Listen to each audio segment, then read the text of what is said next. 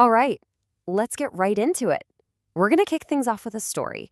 Now, it might be a story you think you've heard before, but we're going to dig into what it really tells us about one of the most incredible relationships on this planet, the bond between humans and dogs. It all begins right here. On a busy city street, you know the scene. The evening rush hour is just a blur of motion and noise all around him. He's just a small brown stray, one of millions, navigating a world that, let's be honest, wasn't really built for him. He's surrounded by people, by cars, by everything, but he is completely, utterly alone, just invisible in the chaos. So as night falls, that deep, gnawing hunger drives him toward a street market. You see all those bright lights, you can almost smell the food, and he's just there, on the edges, searching for scraps. It's a life of constant struggle, right? Just trying to survive in a world of plenty that's always just out of Paw's reach. But look at his face. There's still a little glimmer of hope there. Hope doesn't keep you warm, though. He finds whatever shelter he can, curled up tight under a park bench. This, right here, is the harsh reality for so many. He's exposed, vulnerable, and facing a cold night all by himself. But you know what? The dog isn't the only one lost out there in the storm. Somewhere else in the city, there's another soul who's just as isolated.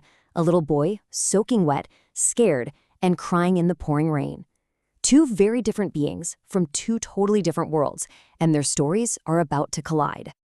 And this is where it all changes. This is the exact moment that a simple stray dog becomes a hero. So instead of just looking for shelter for himself, the dog does something incredible. He approaches the crying child. There's no fear, no aggression, nothing like that. It's just a slow, gentle advance. It's like one lost soul recognizing another one right there in the middle of the storm. He just sits right down beside the boy and offers the only comfort he possibly can, a gentle lick on the hand. It's such a simple but profound act of kindness. And it really makes you stop and wonder, what is it that drives this? This unbelievable compassion. What's the force behind a bond that can so easily cross that line between species? Well, that's where this story gets even more fascinating.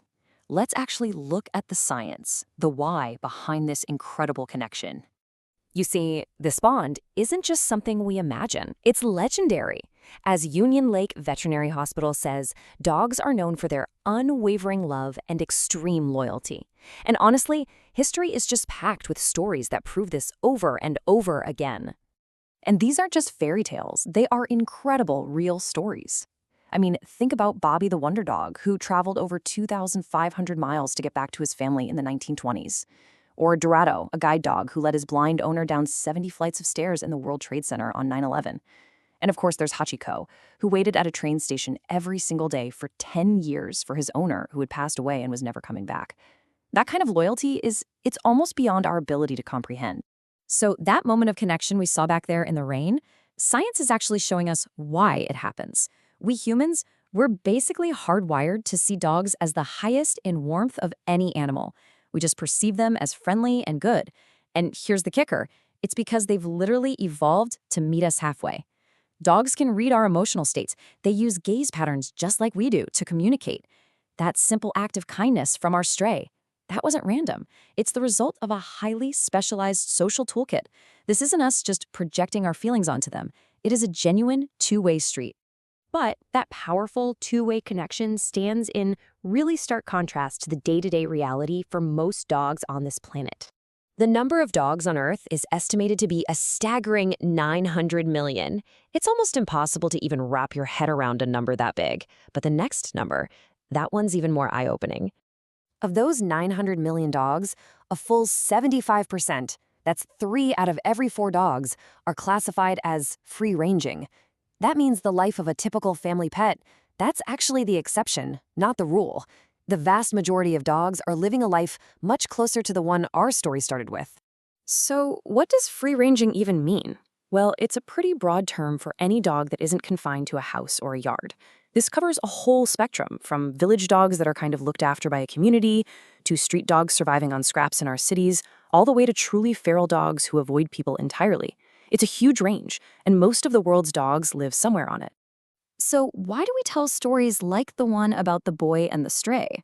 Well, because these kinds of tales do way more than just entertain us. They actually teach us something important. As research points out, using animal characters is an incredibly powerful tool. It lets us explore these complex moral and ethical ideas in a way that's really easy to grasp, without feeling like we're being preached at. So, how does that work? Well, these stories hit us on a few key levels. First, the animals personify values we all admire, things like loyalty, bravery, and kindness.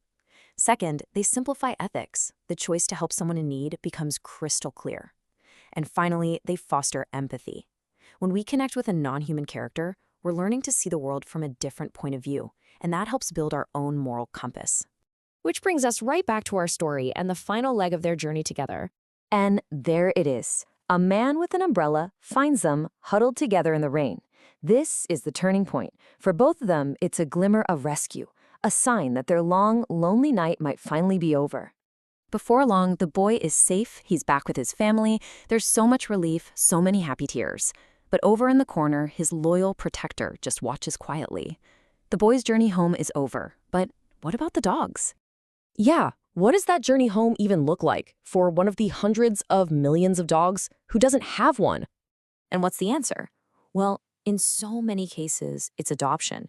When you choose to adopt, you're not just saving one life, you're helping reduce overpopulation, and you're fighting back against awful puppy mills.